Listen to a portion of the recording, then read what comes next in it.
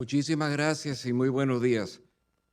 Antes de empezar, quisiera decir solamente que como hijo del presidente honorario de esta institución y expresidente de la CIP, como lo fue mi padre, Horacio Aguirre, para mí es algo muy especial poder dirigirme ante un grupo tan distinguido que sabe que la democracia es algo que hay que defender todos los días. Distinguidos presidentes y expresidentes latinoamericanos que participan en este foro, miembros del cuerpo consular, presidente Tomás Regalado, muy querido amigo Carlos Alberto Montaner y estimado director ejecutivo Carlos Sánchez Berzaín, de parte de nuestra institución, la Sociedad Interamericana de Prensa, y de su presidente Jorge Canaguati, que por motivos muy lejos a sus deseos no pudo estar con nosotros esta mañana. Me da mucho gusto presentar un informe, creo que bastante completo, que acaba de finalizar la CIP. Hace pocos días finalizamos nuestra reunión semestral en la que evaluamos la situación de la libertad de prensa en las Américas, en víspera del 3 de mayo, Día Mundial de la Libertad de Prensa. La conclusión a la cual arribamos nos obliga a ser cautelosos y estar atentos a lo que nos acontece. Destacamos que la violencia contra la prensa sigue teniendo un papel preponderante. Desde octubre pasado, 8 periodistas fueron asesinados, 4 en México y en cada uno de los siguientes países: Colombia, Honduras, Guatemala y Ecuador. La violencia también se manifiesta en agresiones, particularmente durante coberturas de protestas sociales en Argentina, Bolivia, Brasil, Chile, Cuba, Estados Unidos, Guatemala, Haití, Honduras, Nicaragua, Perú y Venezuela. Y ocurrieron numerosas amenazas y casos de estigmatización por redes sociales y foros publicados en Internet en Argentina, México, Cuba, Ecuador, Venezuela, El Salvador, Guatemala y Bolivia, con la intención de que los periodistas se inhiban y se autocensuren.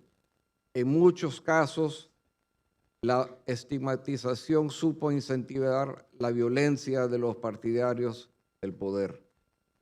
En Venezuela, en Nicaragua, donde las deterioradas instituciones democráticas carecen de un poder independiente, se abren constantes causas penales contra periodistas y medios.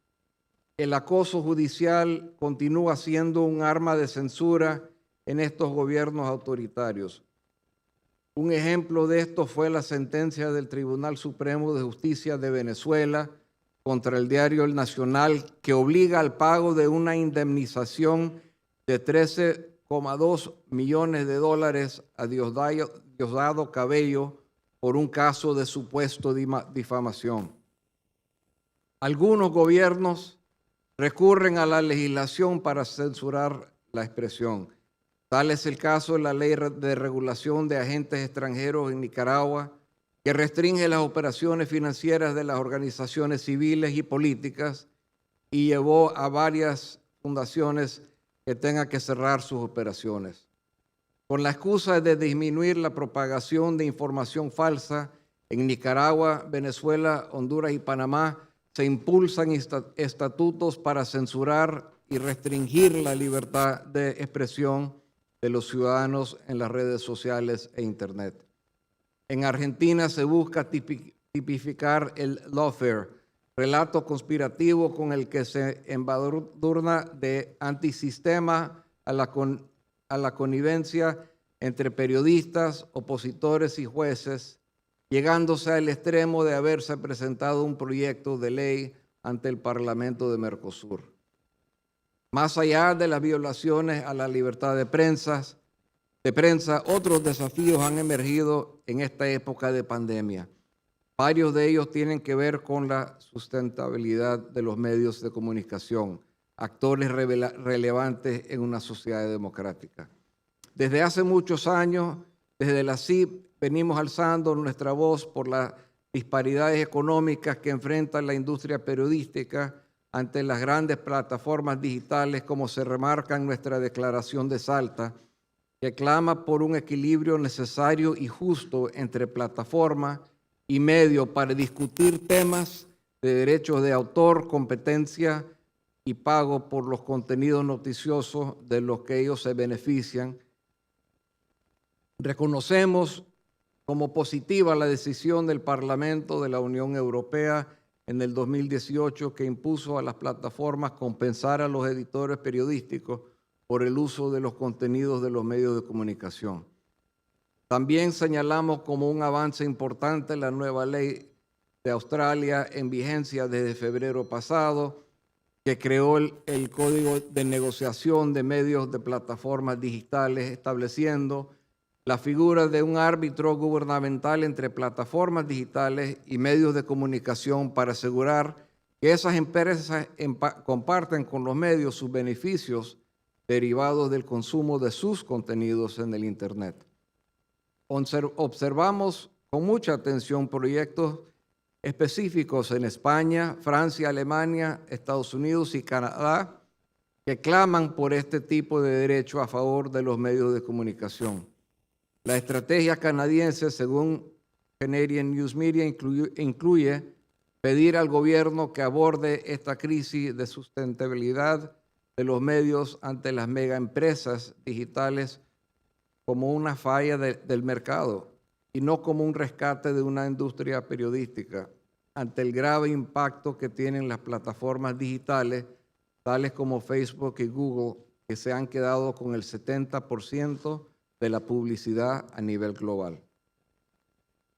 También dentro de las políticas públicas sobre la sustentabilidad, la CIP ha saludado en los últimos años las medidas adoptadas por los gobiernos europeos, incluyendo aquellas extraordinarias debido a la pandemia, con subvenciones a los medios de comunicación por el invaluable papel que juegan en una democracia. En este sentido, la CIP ha saludado a los avances que se han dado en Colombia para impulsar el ejercicio de un periodismo independiente, autosustentable y con garantías a la integridad de sus empresas. En ese país, el gobierno del presidente Iván Duque incluyó un paquete de estímulos en su presupuesto 2021 que proveerá asistencia a los medios en el proceso de transformación digital. También aplaudimos una iniciativa en el Congreso colombiano que, de ser aprobado, proporcionará estímulos tributarios para los anunciantes y auxilios económicos para los próximos 4 años.